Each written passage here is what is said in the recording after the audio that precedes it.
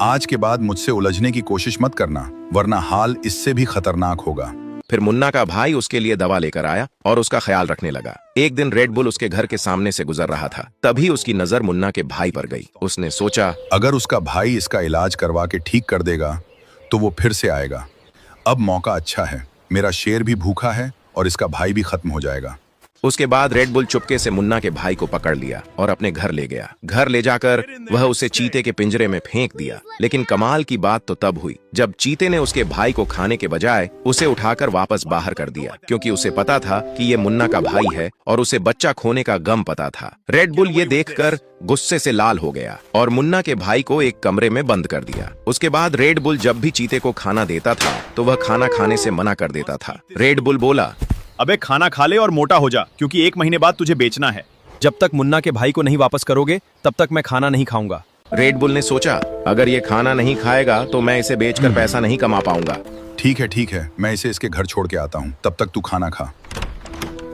उसके बाद red bull ने मुन्ना के भाई को उसके घर छोड़कर मुन्ना से बोला, देख बच्चे, अपने भाई को समझा लेना, वरना अगली बार तेरे भाई को नहीं छोड़ूंगा।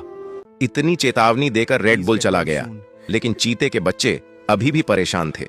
मुन्ना का भाई बोला, अंकल, क्या मेरे पापा की जान नहीं बच पाएगी? मेरे भाई की दोनों आंखें खराब हो गई हैं। अब मुझे ही कुछ करना होगा। फिर मुन्ना का भाई एक बाबा से रूप धारण करने वाला मैजिकल फ्लावर लेकर आता है।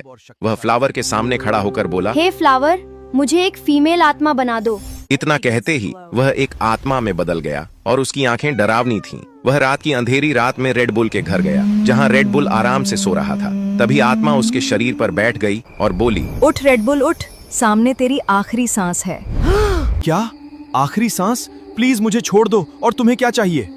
मुझे पिंजरे की चाबी दे, मुझे तेरी रूह भी चाहिए। ये लो चाबी, लेकिन प्लीज मुझे मत मारो। मैं अपना सब कुछ देने के लिए तैयार हूँ। ठीक है, तू सारे प्रॉपर्टी के कागज पर साइन कर। उसके बाद मुन्ना का भाई चीते को लेकर घर चला गया और रेड बुल भिखारी बन गया। ऐसी ही ज्ञानवर्धक वीडियो के लिए फेसबुक पेज को लाइक और फॉलो करें और यूट्यूब चैनल को सब्सक्राइब करें। धन्यवाद।